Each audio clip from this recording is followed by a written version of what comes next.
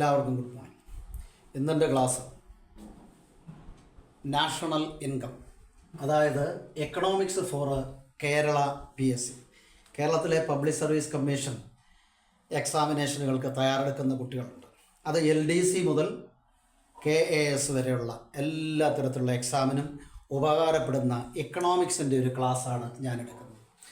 ധാരാളം കുട്ടികൾ എന്നോട് ആവശ്യപ്പെട്ട അനുസരിച്ചുള്ള ഒരു ക്ലാസ്സാണ്. PSCക്ക് വേണ്ടി ഒരു ക്ലാസ് എടുക്കണമെന്ന് പറഞ്ഞു. അത് എക്കണോമിക്സ് ക്ലാസ്, അതിനുവേണ്ടിയാണ് ഞാനിതെടുക്കുന്നത്. അപ്പോൾ ഞാൻ എടുക്കുന്ന PSC ക്ലാസ് എല്ലാവർക്കും പ്രയോജനപ്പെടും. അപ്പോൾ നിങ്ങളതൊന്ന് സബ്സ്ക്രൈബ് ചെയ്യണം, അതുപോലെ ഷെയർ ചെയ്യുകയും ഒക്കെ ചെയ്യണം. ഇപ്പോൾ ആദ്യത്തെ ഒരു പാസേജ് ഞാൻ എടുക്കുന്ന നാഷണൽ ഇൻകമാണ്. എക്കണോമിക്സിലെ നാഷണൽ ഇൻകം സിലബസിൻ്റെ അകത്തുള്ളതാണ്. നാഷണൽ ഇൻകം ഞാൻ തന്നിട്ടുണ്ട്, ഞാൻ എൻ്റെ ഷോർട്സിലും ക്ലാസ്സിലും ഒക്കെ ഇട്ടിട്ടുണ്ട്, ഒക്കെ നോക്കിയാൽ മതി. അപ്പോൾ നാഷണൽ ഇൻകം എന്ന് പറഞ്ഞാൽ ഒരു വർഷം എന്ന് നമ്മൾ സാധാരണ സൂചിപ്പിക്കുന്ന ഒരു അക്കൗണ്ടിങ് ഇയർ എന്ന് പറയും. അക്കൗണ്ടിങ് ഇയർ എന്ന് പറഞ്ഞു കഴിഞ്ഞാൽ ഇപ്പോൾ ഇന്ത്യയുടെ എക്സാമ്പിൾ എടുത്ത് നോക്കിക്കഴിഞ്ഞാൽ ഇന്ത്യയിൽ അക്കൗണ്ടിങ് ഇയർ എന്ന് പറഞ്ഞാൽ ഈ മാസത്തെ April 1 മുതൽ അടുത്ത വർഷത്തെ, അതായത് ഈ വർഷത്തെ April 1 മുതൽ അടുത്ത വർഷത്തെ March 31 വരെയുള്ള ആ ഒരു കാലഘട്ടം, അതാണ് ഇന്ത്യയിലെ അക്കൗണ്ടിങ് ഇയർ എന്ന് പറയുന്നത്. ഓരോ രാജ്യത്തും ഓരോ രീതിയിലാണ്. അപ്പോൾ ഒരു വർഷം ഒരു നാട്ടിൽ ആ ഒരു അക്കൗണ്ടിങ് ഇയറിൽ പ്രൊഡ്യൂസ് ചെയ്യപ്പെടുന്ന കംപ്ലീറ്റ് ഗുഡ്സ് ആൻഡ് സർവീസസ്, ഇവിടെ നമ്മൾ മനസ്സിലാക്കേണ്ട ഒരു കാര്യമുണ്ട്. ഗുഡ്സ് ആൻഡ് സർവീസ് എന്ന് പറയുമ്പോൾ ഫൈനൽ ഗുഡ്സ് ആൻഡ് സർവീസസ് എന്ന രണ്ട് കാര്യങ്ങൾ നാഷണൽ ഇൻകത്തിൽ അവിടെ പറയണം, ഓർത്തിരിക്കണം. ഒന്ന് ഫൈനൽ ഗുഡ് എന്ന് പറഞ്ഞാൽ ഡയറക്റ്റായിട്ട് നമുക്ക് യൂസ് ചെയ്യാനെല്ലാം തയ്യാറായി കഴിഞ്ഞു, അങ്ങനെ ഓൾറെഡി പ്രിപ്പയർഡ് ആയിട്ടുള്ള കമോഡിറ്റികളെ വിളിക്കുന്ന പേരാണ് ഫൈനൽ ഗുഡ്സ് എന്ന് പറയുന്നത്. നമുക്ക് ഡയറക്റ്റായിട്ട് യൂസ് ചെയ്യും. അതിനുവേണ്ടി അത് പ്രൊഡ്യൂസ് ചെയ്യാൻ നമ്മൾ യൂസ് ചെയ്യുന്ന റോ മെറ്റീരിയൽസ് ഉണ്ട്, അതിനെ വിളിക്കുന്ന പേര് ഇൻ്റർമീഡിയറ്റ് ഗുഡ്സ് എന്ന് പറയും. അപ്പോൾ നാഷണൽ ഇൻകം കാൽക്കുലേറ്റ് ചെയ്യുമ്പോൾ ഇതെല്ലാം എടുക്കും. അപ്പോൾ ഇവിടെ നമ്മൾ പറയുന്നത് ഫൈനൽ ഗുഡ്സ് ആൻഡ് സർവീസസ്, അതായത് ഒരു വർഷം കംപ്ലീറ്റ്ലി ഉൽപ്പാദിപ്പിക്കപ്പെടുന്ന ഗുഡ്സ്, ഫൈനൽ ഗുഡ്സ്, അന്തിമ ഉൽപ്പന്നങ്ങൾ, അതുപോലെ തന്നെ സേവനങ്ങൾ, ഇതിൻ്റെ എല്ലാം മാർക്കറ്റിലെ മണി വാല്യൂ, അത് പ്രത്യേകം ശ്രദ്ധിക്കുക, മണി വാല്യൂ അല്ലെ മോണിറ്ററി വാല്യൂ, ഈ മോണിറ്ററി വാല്യൂവിനെ വിളിക്കുന്ന പേരാണ് നാഷണൽ ഇൻകം. അപ്പോൾ നാഷണൽ ഇൻകം എന്ന് പറഞ്ഞാൽ എന്താ? It is a sum of അല്ലെ sum total of the money value of all final goods and services in a country, produced in a country during an accounting year. ഇത്രയേ ഉള്ളൂ. അപ്പോൾ ഒരു accounting ഇയറിൽ ഒരു രാജ്യത്ത് പ്രൊഡ്യൂസ് ചെയ്യപ്പെടുന്ന ആകെ ഫൈനൽ ഗുഡ്സ് ആൻഡ് സർവീസസിൻ്റെ മണി വാല്യൂവിനെ വിളിക്കുന്ന പേര്, അല്ലെ മോണിറ്ററി വാല്യൂവിനെ വിളിക്കുന്ന പേരാണ് നാഷണൽ ഇൻകം. ഓക്കെ, അപ്പോൾ national income may be defined as the sum total of the money value of all final goods and services produced in a country during an accounting year. ഇതാണ് national income എന്ന് പറയുന്നത്. ഇനി നമുക്ക് PSC ബേസിലുള്ള ക്വസ്റ്റ്യനൊക്കെ വരുമ്പോൾ പ്രധാനമായിട്ടും ചോദിക്കുന്നത് national ഇൻകത്തിൻ്റെ Indian അക്കൗണ്ടിങ്ങിൻ്റെ കെയർ ഓഫിലായിരിക്കും. അങ്ങനെയാണെങ്കിൽ national income calculation first in India conducted by Dadabhai Naoroji എന്ന് പറയും. ഇന്ത്യയിൽ ആദ്യമായിട്ട് നാഷണൽ ഇൻകം കാൽക്കുലേറ്റ് ചെയ്ത വ്യക്തി എന്ന് പറയുന്നത് ദാദാഭായ് നവറോജി 1867 1867 കാലഘട്ടത്തിലാണ്. ആ ഒരു അക്കൗണ്ടിങ് ഇയറിലാണ് അദ്ദേഹം അത് കാൽക്കുലേറ്റ് ചെയ്തത്, ദാദാഭായ് നവറോജി.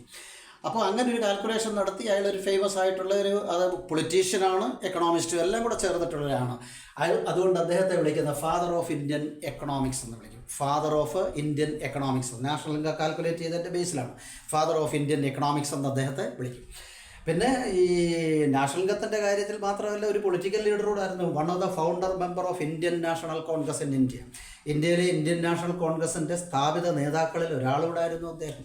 തന്നെയുമല്ല, 3 പ്രാവശ്യം ഇന്ത്യൻ നാഷണൽ കോൺഗ്രസിൻ്റെ പ്രസിഡൻ്റായിട്ട് വരുന്നിട്ടുണ്ട്. അപ്പം അങ്ങനെ വളരെ വിശാലമായ എക്സ്പീരിയൻസ് ഉള്ള ഒരു വ്യക്തിയാണ്. അതുകൊണ്ട് തന്നെ അദ്ദേഹത്തെ വേറൊരു വിളിപ്പേരോടുണ്ട്, grand old man of India എന്നൊരു വിളിപ്പേരോട് അദ്ദേഹത്തിന് ഉണ്ടെന്ന് ഓർത്തിട്ടുണ്ട്. പിന്നെ his famous work poverty and unbritish rule, അദ്ദേഹം എഴുതിയ ബുക്ക്, അതെല്ലാം ഈ ക്വസ്റ്റ്യനാണ്. പോവർട്ടി ആൻഡ് അൺബ്രിട്ടീഷ് റൂൾ എന്ന് പറയുന്ന അദ്ദേഹത്തിൻ്റെ പുസ്തകത്തിൻ്റെ പേരാണ്, ഓർത്തിരുന്നതാണ്. അപ്പോൾ അങ്ങനെ ഇന്ത്യയിൽ ആദ്യമായിട്ട് നാഷണൽ ഇൻകം സർവേ നടത്തി, സ്റ്റഡി നടത്തി, കാൽക്കുലേഷൻ നടത്തിയ ആളാണ് ദാദാഭായ് നവറോജി. പിന്നെ a more scientific study was conducted by professor VKRV Rao 1931-32. കുറച്ചുകൂടെ, അതായത് ഇതിനേക്കാൾ കുറേ കൂടെ കാലം മാറുന്നതിൻ്റെ അനുസരിച്ച് രീതികൾ മാറുമല്ലോ, കുറേ കൂടെ സയൻറ്റിഫിക് ആയിട്ടുള്ള രീതിയിൽ, ശാസ്ത്രീയമായ രീതിയിൽ നാഷണൽ ഇൻകം കാൽക്കുലേറ്റ് ചെയ്ത രണ്ടാമത്തെ ആളാണ് VKRV റാവു. അതായത് വിജയേന്ദ്ര കസ്തൂരി രംഗ വരദരാജ റാവു. വിജയേന്ദ്ര കസ്തൂരി രംഗ വരദരാജ റാവു, അതാണ് അയാളുടെ ഫുൾ നെയിം. അങ്ങനെ ഓർത്തില്ലെങ്കിലും വേണ്ടില്ല. VKRV റാവു 1931-32 പിന്നെ ഗവൺമെൻറ് ഓഫ് ഇന്ത്യ, അടുത്തത് government of India appointed national income committee 1949. ഈ വർഷങ്ങളൊക്കെ ഓർത്തിരുന്നോണം. അപ്പോൾ 1949 government of India appointed national income committee under the chairmanship of PC Mahalanobis, BIS Mahalanobis. അപ്പോൾ PC മഹലനോബിസ്, പ്രശാന്ത ചന്ദ്ര മഹലനോബിസ്, അതാണ് അയാളുടെ ഫുൾ നെയിം. അപ്പോൾ അദ്ദേഹത്തിൻ്റെ ചെയർമാൻഷിപ്പിൽ 1949 national income committee government of India കൊണ്ടുവന്നു. 2 മെമ്പേഴ്സും അതിൻ്റെ അകത്തിലുണ്ടായിരുന്നു. DR Gadgil, 2 members, DR Gadgil. പിന്നെ നമ്മൾ നേരത്തെ പറഞ്ഞ VKRV റാവു. അപ്പോൾ വളരെ സയൻറ്റിഫിക് ആയിട്ടുള്ള രീതിയിലാണ്, കുറേ കൂടെ സയൻറ്റിഫിക് ആയിട്ടുള്ള രീതിയിലാണ് PC മഹലനോബിസ് ഇത് അവതരിപ്പിച്ചത്. പിന്നെ തന്നെയല്ല, ഇന്ത്യയുടെ സ്റ്റാറ്റിസ്റ്റിക്കൽ കാര്യങ്ങളെല്ലാം തന്നെ സ്റ്റാറ്റിസ്റ്റിക്സിൻ്റെ ബേസിലുള്ള കാൽക്കുലേഷനാണ് അയാളുടേത്. അതുകൊണ്ട് തന്നെ അങ്ങേരെയും ഒരു വിളിപ്പേരുണ്ട്. എന്താണ്? Father of Indian statistics, PC Mahalanobis. അപ്പോൾ അദ്ദേഹത്തെ വിളിക്കുന്ന പേരാണ് എന്താ? ഫാദർ ഓഫ് ഇന്ത്യൻ സ്റ്റാറ്റിസ്റ്റിക്സ് എന്ന് പറയും. പിന്നെ അവരുടെ ഫസ്റ്റ് റിപ്പോർട്ട്, അതായത് ഈ കമ്മിറ്റിയുടെ ഫസ്റ്റ് റിപ്പോർട്ട് സബ്മിറ്റ് ചെയ്ത് 1951 ഫൈനൽ റിപ്പോർട്ട് 1954 വർഷങ്ങളൊക്കെ ഓർത്തണം. First report 1951, final 1954. പിന്നെ then onwards CSO central statistical organisation ഇവർ രൂപീകരിച്ചാണ്. സെൻട്രൽ സ്റ്റാറ്റിസ്റ്റിക്കൽ ഓർഗനൈസേഷൻ 1956 വന്നു. 1956 സെൻട്രൽ സ്റ്റാറ്റിസ്റ്റിക്കൽ ഓർഗനൈസേഷൻ, CSO എന്ന് പറയും. അപ്പോൾ they published the first white paper, ധവളപത്രം എന്നൊക്കെയാണ് പറയുന്നത്. ധവളപത്രം എന്നൊക്കെ പറഞ്ഞാൽ ഈ നാഷണൽ ഇൻകം എന്നൊക്കെ പറഞ്ഞാൽ വലിയ കോംപ്ലിക്കേറ്റഡ് ആയിട്ടുള്ള കാര്യങ്ങളൊക്കെ ഒരുപാട് കാര്യങ്ങളുണ്ട്. കൺസെപ്റ്റുകൾ തന്നെ എന്തുണ്ടെന്നറിയാമോ? National income, GNB, GDP, GNB at factory cost, അല്ലെങ്കിൽ പിന്നെ മാർക്കറ്റ് പ്രൈസ്, പിന്നെ അതുപോലെ ഒരുപാട് കാര്യങ്ങളുണ്ട്. അതുമായിട്ട് ബന്ധപ്പെട്ട് ഒത്തിരി കാര്യങ്ങളുണ്ട്. അപ്പോൾ അങ്ങനെ വരുമ്പോൾ അത് എബ്രോഡ് ഇൻകം ഉണ്ട്. അവിടെ ഒരു കാര്യം കൂടെ നമ്മൾ മനസ്സിലാക്കണം. ഈ നാഷണൽ ഇൻകത്തിൻ്റെ അകത്തില്ലേ, ഈ നാഷണൽ ഇൻകം കാൽക്കുലേഷൻ GDP എന്ന് പറയും. അതായത് നമ്മുടെ രാജ്യത്തിൻ്റെ ഉള്ളിലുള്ള മുമ്പേ പറഞ്ഞ പോലെ ഫൈനൽ ഗുഡ്സ് ആൻഡ് സർവീസസിൻ്റെ വില മാത്രമല്ല, മണി വാല്യൂ മാത്രമല്ല, ഇൻകം ഫ്രം എബ്രോഡും കൂടെ ഉണ്ട് ഇതിൻ്റെ അകത്ത്. ഇൻകം ഫ്രം എബ്രോഡ്, അതുകൊണ്ട് ഇതിൻ്റെ അകത്ത് ഓർത്തിടണം. അതുകൊണ്ട് തന്നെ നാഷണൽ ഇൻകം എന്ന് പറഞ്ഞാൽ കൺസെപ്റ്റ് തന്നെ ശരിയല്ല. കാരണം നാഷണൽ ഇൻകം എന്ന് പറഞ്ഞാൽ ദേശീയ വരുമാനം, പക്ഷേ അതിൻ്റെ അകത്തിൽ ഇൻക്ലൂഡിങ് ഇൻകം ഫ്രം എബ്രോഡ്. വിദേശത്തുള്ള നമ്മുടെ ആൾക്കാരൊക്കെ അവിടെ പോയി ബിസിനസ്സും കാര്യങ്ങളൊക്കെ ചെയ്യുന്നുണ്ട്. ഇൻകം പലതരത്തിൽ ഏൺ ചെയ്യുന്നവരുണ്ട്. അപ്പോൾ അവരുടെ ഇൻകം എല്ലാം തന്നെ ഇതിൻ്റെ അകത്ത് വരുന്നുണ്ട്. അപ്പോൾ അതാണ്. അപ്പോൾ അതിന് വേണമെങ്കിൽ ഇങ്ങനെ പറയാം, നമ്മുടെ GDP ഗ്രോസ് ഡൊമസ്റ്റിക് പ്രോഡക്റ്റ്, അതിൻ്റെ കൂടെ പ്ലസ് ഇൻകം ഫ്രം എബ്രോഡ്, ഇത് രണ്ടും കൂടെ ചേരുമ്പോഴാണ് നാഷണൽ ഇൻകം കംപ്ലീറ്റ് ആകുന്നത്, അതിൻ്റെ കാൽക്കുലേഷൻ. അപ്പോൾ ഞാൻ പറഞ്ഞുകൊണ്ട് വന്നത്, പിന്നെ CSO വന്നു 1956. അവരാദ്യമായിട്ട് ഒരു വൈറ്റ് പേപ്പർ പബ്ലിഷ് ചെയ്തു. ഇന്ത്യയുടെ നാഷണൽ ഇൻകത്തെ പറ്റിയൊരു വൈറ്റ് പേപ്പർ.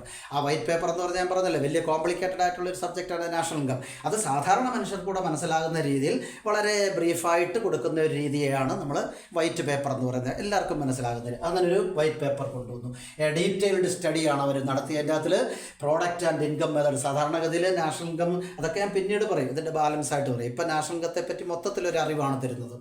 അപ്പോൾ നാഷണൽ ഇൻകം കാൽക്കുലേഷൻ 3 തരത്തിലാണ് മെയിനായിട്ടുള്ള. പ്രോഡക്റ്റ് മെത്തേഡ് ഉണ്ട്, അതുപോലെ ഇൻകം മെത്തേഡ് ഉണ്ട്, എക്സ്പെൻഡിച്ചർ മെത്തേഡ് ഉണ്ട്. ഇന്ത്യയിൽ ആദ്യമായിട്ട് ഈ PC Mahalanobis national income calculate ചെയ്ത പ്രോഡക്റ്റ് ആൻഡ് ഇൻകം മെത്തേഡിൻ്റെ ബേസിലാണെന്ന് ഓർത്തോണം. എന്നിട്ട് അവർ ചെയ്തത് എന്താണെന്ന് വെച്ചാൽ, ഈ CSO ചെയ്തത് എന്താണെന്ന് ചോദിച്ചാൽ, the complete production sectors is divided into 3 sectors. നമ്മുടെ ഇന്ത്യയിലെ മൊത്തം പ്രൊഡക്ഷൻ യൂണിറ്റുകളെ 3 സെക്ടറുകളായിട്ട് തിരിച്ചു. Primary, secondary and tertiary. Primary sector എന്ന് പറഞ്ഞാൽ അത് ഞാൻ പറഞ്ഞിട്ടുണ്ട്, agriculture and allied activities, forestry, mining, fishing, ഇതുപോലെല്ലാം ഇവിടെ ചേരുന്ന ഒരു സെക്ടറിനെയാണ് നമ്മൾ പ്രൈമറി സെക്ടർ. സെക്കൻഡറി എന്ന് പറഞ്ഞാൽ മാനുഫാക്ചറിങ് സെക്ടറാണ്. മാനുഫാക്ചറിങ് എന്ന് പറയുമ്പോൾ മാനുഫാക്ചറിങ് ഉണ്ട്, ഒപ്പം തന്നെ ഗ്യാസ്, വാട്ടർ സപ്ലൈ, ഇലക്ട്രിസിറ്റി, ഇതുപോലുള്ള കാര്യങ്ങളെല്ലാം ഉണ്ട്. പിന്നെ ടേർഷറി സെക്ടർ ഉണ്ട്, സർവീസ് സെക്ടർ എന്ന് പറയും. ടേർഷറി സെക്ടർ എന്ന് പറയുമ്പോൾ അതിൻ്റെ അകത്ത് നമ്മൾ പറയുന്നത് ട്രാൻസ്പോർട്ട്, കമ്മ്യൂണിക്കേഷന്, ബാങ്കിങ്, റിയൽ എസ്റ്റേറ്റ്, ഇൻഷുറൻസ്, ഇതുപോലുള്ള കാര്യങ്ങളെല്ലാം ഉള്ളതാണ് ടേർഷറി സെക്ടർ.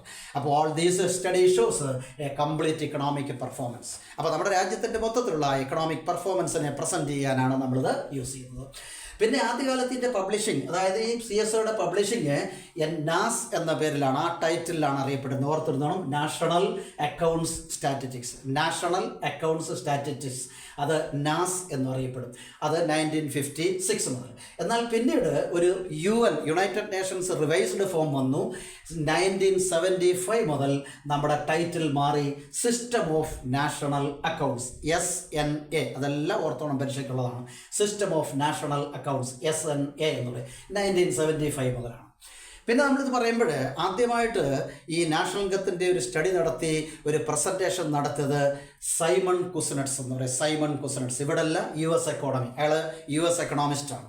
അപ്പോൾ US എക്കോണമിക്ക് വേണ്ടി ഒരു സോഷ്യൽ അക്കൗണ്ടിങ് അല്ലെങ്കിൽ നാഷണൽ ഇൻകം അക്കൗണ്ടിങ് അത് സൈമൺ കുസ്നെറ്റ്സ് നടത്തി. സൈമൺ കുസ്നെറ്റ്സ് വലിയ ആളാണ്. കാരണം എന്താണെന്ന് വെച്ചാൽ പുള്ളി നമ്മുടെ കേരള ഗവൺമെൻറ്റിന് പോലും അല്ലെങ്കിൽ കേരളത്തിൻ്റെ എഡ്യൂക്കേഷൻ പ്രയോജനപ്പെട്ടിട്ടുണ്ട്. കാരണം പിന്നെ ഇൻകം ഇന്നീക്വാളിറ്റീസിനെ പറ്റി, ഒരു എക്കോണമിയിലുള്ള, ലോകത്തിലെ പല എക്കോണമിയിലുള്ള ഇൻകം ഇന്നീക്വാളിറ്റിയെ പറ്റി വലിയൊരു സ്റ്റഡിയൊക്കെ നടത്തി. പിന്നെ ഒത്തിരി കുസ്നെറ്റ് കെയർവ് എന്നൊക്കെ കൊണ്ടുവന്നിട്ടുണ്ട്. അപ്പോൾ അങ്ങനെ ആ കെയർവിലൂടെ ഒക്കെ അതിൻ്റെ ഈ നാഷണൽ ഇൻകം സ്റ്റഡി ഉൾപ്പെടെയുള്ള കാര്യങ്ങൾ, ആ വേരിയേഷൻസ് എല്ലാം ഉണ്ട്, ഇന്നീക്വാളിറ്റികളെല്ലാം ഉണ്ട്. അപ്പം നമുക്കും പ്രയോജനപ്പെട്ടിട്ടുള്ള ഒരു എക്കണോമിസ്റ്റാണ്. അതുകൊണ്ടാണ് ഞാൻ പറഞ്ഞത് സൈമൺ കുസ്നെറ്റ്സ്. അപ്പോൾ അയാളുടെ ആ കണ്ടെത്തലിന് 1971 അദ്ദേഹത്തിന് നോബൽ പ്രൈസ് കിട്ടുകയും ചെയ്തു. അപ്പോൾ 1971 നോബൽ പ്രൈസ് വിന്നറാണ് ഈ സൈമൺ കുസ്നെറ്റ്സ് എന്ന് പറയുന്നത്. അപ്പോൾ അങ്ങനെയൊക്കെയാണ് ഈ നാഷണൽ ഇൻകം സ്റ്റഡിക്ക് ഇത്രയും പ്രാധാന്യം. എന്നാൽ ഫൈനലി നാഷണൽ ഇൻകത്തിൻ്റെ ഏറ്റവും ഒരു ജനറൽ, ഒരു മാക്രോ ലെവലിൽ മൊത്തത്തിലുള്ള ലോകം മൊത്തമായിട്ടുള്ള ഒരു സ്റ്റഡി ഓഫ് നാഷണൽ ഇൻകത്തിൻ്റെ ഇമ്പോർട്ടൻസ് കൊണ്ടുവന്ന JM കെയ്ൻസ് ആണ്. JM Keynes, John Maynard Keynes, macro എക്കണോമിക്സിൻ്റെ ഫാദർ എന്ന് പറയും. ജോൺ മെയ്നാർഡ് കെയ്ൻസ് എന്ന് പറയും. അദ്ദേഹത്തിൻ്റെ ഒരു പുസ്തകമുണ്ട് ജനറൽ തിയറി, 1936 പബ്ലിഷ് ചെയ്ത ജനറൽ തിയറി. മൊത്തം പേര് പറഞ്ഞാൽ general theory of employment, interest and money എന്നാണ് ആ പുസ്തകത്തിൻ്റെ പേര്. അതിലൂടെയാണ് നാഷണൽ ഇൻകം ഒരു വലിയ സബ്ജക്റ്റായിട്ട് മാറുകയും ഒരു ഏറ്റവും വിശാലമായിട്ടൊരു detailed economic estimation of national income വന്നത് ഇദ്ദേഹത്തിൻ്റെ ഈ പുസ്തകത്തിൻ്റെ പബ്ലിഷിന് ശേഷം. അതൊക്കെ ഓർത്തിരുന്നു. പിന്നെ ഒരു കാര്യം കൂടെ പറഞ്ഞ് നിർത്താം. അതായത് 2 types ഓഫ് നാഷണൽ ഇൻകം കാൽക്കുലേഷനാണ് ഔദ്യോഗികമായിട്ടുള്ളത്. അതിലൊന്ന് national income calculation at current price എന്ന് പറയും. കറൻറ്റ് പ്രൈസ് എന്ന് പറഞ്ഞാൽ നോമിനൽ GNI എന്നോ നോമിനൽ ഗ്രോസ് നാഷണൽ ഇൻകം എന്നൊക്കെ പറയാം. അല്ലേ നോമിനൽ NI എന്ന് പറഞ്ഞാൽ മതി, നോമിനൽ നാഷണൽ ഇൻകം. അപ്പോൾ നോമിനൽ എന്ന് പറഞ്ഞാൽ കറൻറ്റ് പ്രൈസാണ് national income calculation at the existing price level or prevailing price level. ഇപ്പം നിലവിലിരിക്കുന്ന വിലയെ ആസ്പദമാക്കി അല്ലെ പ്രൈസിനെ ആസ്പദമാക്കി നാഷണൽ ഇൻകം കാൽക്കുലേറ്റ് ചെയ്യുന്ന രീതിയാണ് നോമിനൽ നാഷണൽ ഇൻകം. എന്നാൽ രണ്ടാമതൊരെണ്ണം കൂടെ ഉണ്ട്, കോൺസ്റ്റൻറ്റ് പ്രൈസ്. അതായത് calculation of national income based on some base year price. ഒരു പ്രത്യേക പ്രൈസ് എടുക്കുക, ഒരു ബേസ് ഇയർ എടുക്കുക. എന്നിട്ട് ആ ബേസ് ഇയർ എടുത്തിട്ട് അതിനെ ആസ്പദമാക്കി നാഷണൽ ഇൻകം കാൽക്കുലേറ്റ് ചെയ്യാം. അത് കാരണമുണ്ട്. കറണ്ട് പ്രൈസ് എന്ന് പറയുമ്പോൾ ഈ കറണ്ട് പ്രൈസ് ഇപ്പം നമ്മുടെ ഇപ്പോഴത്തെ എക്കോണമിയിൽ എന്തെല്ലാം ഫ്ലക്ച്വേഷൻസ് ഉണ്ട്. ഇൻഫ്ലേഷൻ കാണാം, ഡീഫ്ലേഷൻ കാണാം, ഫ്ലഡ്സ് കാണാം, വെള്ളപ്പൊക്കം, അതുപോലെ തന്നെ ഡ്രോട്ട് വരൾസ് കാണാം, അതുപോലെ തന്നെ പിന്നെ അങ്ങനെയൊക്കെ ഒരുപാട് കാര്യങ്ങളുണ്ട്. ഒത്തിരി പ്രശ്നങ്ങളൊക്കെ ഉള്ള എക്കോണമിയാണ്. പിന്നെ വാർ, അതുപോലെ അല്ലെ എക്സ്റ്റേണൽ ത്രെട്ട് ഓഫ് വാർ, യുദ്ധഭീഷണികൾ ഇങ്ങനെയൊക്കെ വരും. അപ്പം അങ്ങനെയുള്ള ഒരു സമയത്ത് കറണ്ട് ഇയർ പ്രൈസിൽ നമ്മൾ നാഷണൽ ഇൻകം കാൽക്കുലേറ്റ് ചെയ്താൽ അത് കറക്റ്റ് അല്ല, അതൊരു കോംപ്ലിക്കേഷൻ ആയിപ്പോൾ. അതുകൊണ്ട് തന്നെ നമ്മുടെ എക്കണോമിസ്റ്റുകൾ ചെയ്തത് എന്താ, ഒരു ബേസ് ഇയർ എടുക്കുക, ഒരു സെലക്റ്റഡ് ഇയർ എടുക്കുക. ഇപ്പം ഫോർ എക്സാമ്പിൾ നമ്മൾ പറയും ഇപ്പോൾ 2025 2020 ഒരു ബേസ് ഇയർ ആയിട്ട് എടുത്തിട്ട് നാഷണൽ ഇൻകം കാൽക്കുലേറ്റ് ചെയ്യുക. അപ്പോൾ ആ ഒരു രീതി ചെയ്ത് കഴിഞ്ഞാൽ അപ്പം തന്നെയല്ല, ബേസ് ഇയർ എന്ന് പറയുമ്പോൾ ഫ്രീ ഫ്രം, മുമ്പേ ഞാൻ പറഞ്ഞതുപോലെ war or external threat of war, floods or inflation, deflation et cetera ഇതൊന്നുമില്ലാത്ത വളരെ നോർമൽ സിറ്റുവേഷനുള്ള അല്ലെ നോർമൽ പീരീഡിനെയാണ് നമ്മൾ കോൺസ്റ്റൻ്റ് എന്ന് പറയുന്നത്, അല്ലെ ബേസ് ഇയർ എന്ന് പറയുന്നത്. അപ്പോൾ കോൺസ്റ്റൻറ്റ് പ്രൈസിനെ നമ്മൾ റിയൽ നാഷണൽ ഇൻകം, ആ റിയൽ നാഷണൽ ഇൻകത്തിലൂടെയാണ് വ്യക്തമായിട്ടുള്ള കാര്യങ്ങൾ.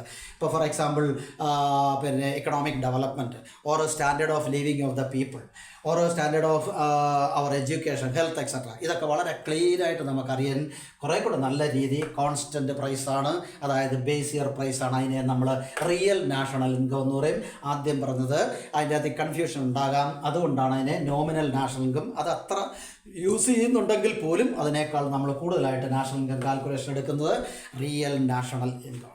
ഇത്രയും ഇതിനെപ്പറ്റി ഒരു ഒരു ഒരു സമ്മറിയാണ്. അതായത് ദാദാഭായ് നവറോജി മുതൽ ഇങ്ങോട്ട് ദാദാഭായ് നവറോജിയുടെ പോവർട്ടി ആൻഡ് ബ്രിട്ടീഷ് റൂളിനോടൊപ്പം തന്നെ ഇന്ത്യയിൽ ഒരുപാട് കാലം ബ്രിട്ടീഷുകാർ 100-200 വർഷക്കാലം ഇന്ത്യയിൽ ഭരിച്ചിട്ട് അവർ പോയതാണ്. ഇവിടുത്തെ വെൽത്ത് കംപ്ലീറ്റ് ഡ്രെയിൻ ചെയ്ത് പോയതാണ്. അതായത് കംപ്ലീറ്റ്ലി കൊണ്ടുപോയതാണ്. അതുകൊണ്ട് അതിൻ്റെ ബേസിൽ അയാൾ പുസ്തകം എഴുതിയിട്ടാണ്. അതുകൊണ്ട് ഞാൻ ഓർത്തപ്പം ഒന്ന് പറഞ്ഞെന്നുള്ളതേ ഉള്ളൂ.